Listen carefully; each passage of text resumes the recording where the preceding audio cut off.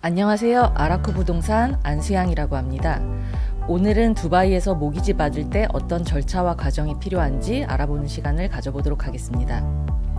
안녕하세요. 두바이 아라코 부동산의 오유미입니다. 두바이의 모든 걸 아라코 집부터 비전까지 따라와줘 질문만 던져. 두바이에서 모기지로 집을 사려면 가장 먼저 어떤 절차를 거쳐야 될까요? 집을 보시기 전에 먼저 사전 승인 프리어프루버를 은행에서 심사 받으시기를 추천드리고 있어요. 그럼 모기지 사전 승인이라는 거는 정확히 뭔가요? 네, 은행에서 이 고객님의 소득과 신용을 리뷰를 한 다음에 그분이 최대 얼마까지 대출이 가능한지를 확인해 드리는 절차입니다. 그럼 사전 승인 없이 집부터 보면은 안 되는 건가요? 아무래도 문제가 있을 수 있는데요. 사전 승인 없이 마음에 든다고 계약을 해버리면 나중에 대출 한도가 부족하거나 아니면 은행 승인 자체가 거절되는 경우가 있거든요. 그런 경우에 문제가 발생하거나 분쟁의 소지가 있을 수 있어서 사전 승인을 먼저 하시고 본인의 예산을 먼저 파악하신 다음에 진행하시는 걸 추천드리고 있어요. 그럼 사전 승인에 필요한 서류에는 무엇이 있을까요? 예, 은행에서 요구하는 서류는 근로계약서, 급여명세서, 그리고 은행 거래 내역과 신용 리포트 이거를 요구하고 있습니다. 그 심사하는 기간은 어느 정도로 예상하면 될까요? 예, 은행에 따라서 3일에서 7일 정도 소요가 됩니다. 두바이의 모든 걸 아라코 집부터 비전까지 따라와줘 질문만 던져. 사전 승인 받으면 이제 집 계약해도 되는 걸까요? 네. 프리어프루벌이 한 달 동안 유효하거든요. 그래서 그 한 달 안에 임장을 하시고 나의 예산에 맞는 집을 이제 찾아보시면 됩니다. 은행 감정은 보통 언제? 부동산 임장을 하고 집을 고르시게 되면 그 이후에 MOU라고 폼 F, 컨트랙 F라고도 하고요. 그 계약서를 작성하시게 되고요. 셀러와 바이어가 모두 서명을 하신 후에 계약금 10% 체크를 발행을 하게 되거든요. 근데 이 MOU 서명을 하시고 나서 은행에 신청을 하시면 은행에서 그 해당하는 집에 감정 담당하는 회사를 보내서 이제 밸류에이션을 진행하게 됩니다. 왜 그렇게 감정이 중요한 걸까요? 예, 은행이 내가 구매하고자 하는 금액이 아니고 부동산의 실제 가치를 평가해서 그거에 따른 퍼센테이지를 계산해서 대출을 해주거든요. 그래서 예를 들면 내가 100만 디르함에 이 집을 사기로 계약을 했다, 계약서를 작성했어도 은행이 평가했을 때 아직 이 집의 가치가 90만 디르함 정도밖에 안 된다라고 하면 대출은 90만 디르함으로 계산이 되고 그 차액을 현금 부담하시던지 아니면은 셀러와 상의를 해서 다시 계약서 금액을 조정할 수도 있습니다. 감정가가 잘 나오는 게 굉장히 중요하겠네요. 네, 마켓 프라이스나 이제 실제 거래된 금액을 잘 리뷰를 하시고 그리고 에이전트와 상담을 하신 다음에 계약서 작성 전에 이제 딜을 잘 하시는 게 중요하겠죠. 그런 부분에 있어서 에이전트의 도움이 많이 필요할 것 같긴 예, 하네요. 예. 혹시 감정 결과가 자기가 생각한 것보다 좀 낮게 나오면은 어떻게 해야 될까요? 이런 경우에 말씀드렸듯이 이제 셀러와 협의를 해서 집값을 조정해서 다시 계약서를 작성하든지 아니면은 그게 어렵다, 합의가 안 됐는데 셀러는 전혀 가격을 조정해주지 않는다 하면 계약을 뭐 다시 재고려할 수도 있고요. 최악의 경우에는 파기를 할 수 있다 이런 조항을 넣기도 합니다. 네. 네. 그럼 본인이 가지고 있는 현금 대비해서 감정평가가 낮게 나올 수 있으니 그거에 대한 대비를 에이전트랑 네, 잘 아니면 상의해서 정말 마음에 드는 집이면 그거에 맞게 이제 다운 페이먼트 금액을 조금 더 준비하시는 게 좋을 것 같아요. 네, 알겠습니다. 두바이의 모든 걸 아라코 집부터 비전까지 따라와줘 질문만 던져. 감정이 끝나면 바로 대출이 나올까요?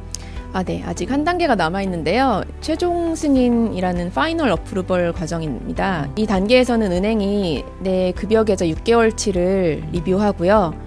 이 과정에서 계좌의 거래 내역과 자금 출처 등을 이제 확인하는 절차가 있어요. 그래서 갑작스럽게 큰 금액을 이제 ATM에서 입금하신다든지 아니면은 다른 타인에게서 송금받는 금액, 자동차를 거래하신다거나 그런 큰 금액이 들어오더라도 이거에 대해서 이제 소명 절차를 밟을 수도 있고요.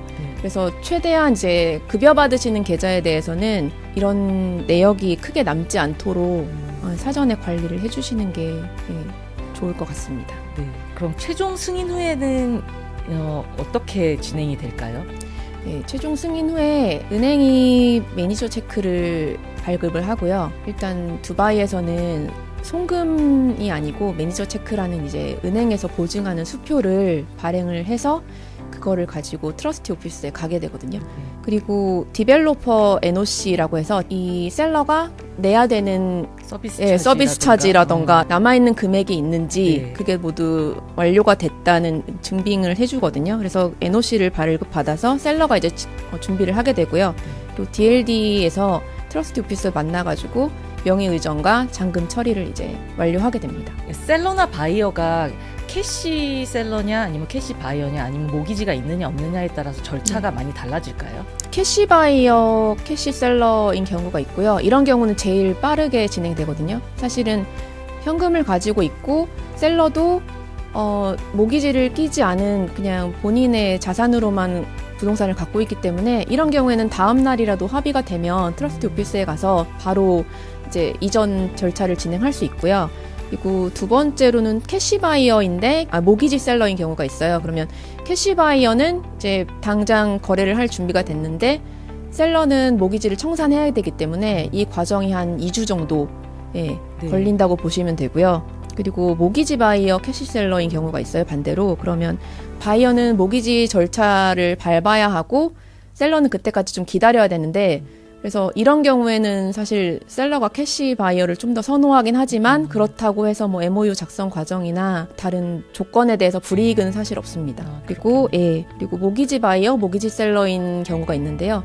이런 경우는 최대 8주 정도 소요가 된다고 보시면 되거든요. 그래서 MOU도 보통 2달 정도 유효 기간으로 작성을 하게 됩니다. 제가 알기로는 UAE에 사는 거주자와 비거주자의 모기지 받을 수 있는 요건이 다르다고 들었는데 어떤 차이점이 있는지 좀 설명해 주실 수 있으세요?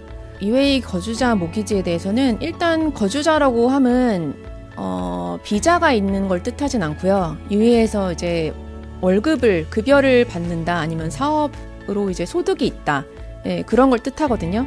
그래서 골든 비자를 갖고 있다고 해서 무조건 거주자 모기지를 받을 수 있는 건 아니고요. 소득이 있는지 없는지에 따라서 이제 나누어지는데요. 그런 경우에는 이제 LTV가 최대 80%까지 받을 수 있고요. 그리고 이자율이 현재로서는 한 3.9%에서 4% 정도 나오는 편이고요. 그리고 기간은 은퇴 시점을 65세로 보고 나이에 따라서 최대 25년까지 설정이 됩니다.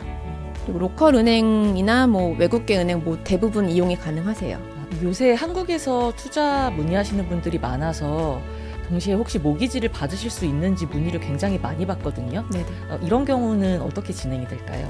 이런 경우는 비거주자 모기지라고 하는데 원하시면 사전 승인 프리어프루벌을 도와드릴 수 있어요. 근데 심사 기준이 까다롭긴 합니다. 아무래도 여기 거주하거나 급여를 받는 것이 아니기 때문에 까다롭긴 한데요. 이런 경우에는 조건이 LTV가 50에서 60%, 은행에 따라서 이건 좀 달라지고요.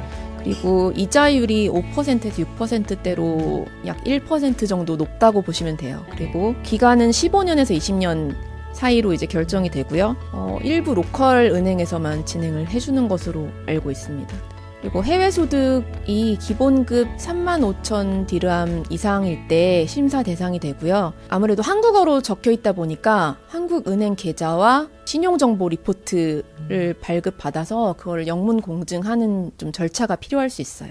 그럼 비거주자 모기지는 오프플랜 프로젝트인 경우에도 가능할까요? 오프플랜 프로젝트 같은 경우는 비거주자의 경우에는 불가능하고요. 거주자의 경우에는 일부 그 대형 개발사들이 있어요. 정해져 있는 개발사에서 50% 이상 납부를 하셨을 때 그 나머지 잔금 50%에 대해서 중도금 대출이 가능합니다. 오프플랜의 경우 비거주자는 모기지를 아예 받을 수 없는 건가요? 비거주자의 경우에 잔금에 대해서 심사가 가능합니다. 잔금이라 하면은 이제 핸드오버 직전에 그 시기에 납부하시는 금액을 말하는데요. 비거주자분의 경우에는 아무래도 페이먼트 플랜이 중도금보다 잔금이 좀 더 많거나 비율이 서로 다를 수 있기 때문에 그런 걸 좀 잔금 비율이 좀 더 높은 상품을 하시면 아무래도 유리하실 것 같고요. 그리고 거주자의 경우에는 중도금 대출부터 가능한데요.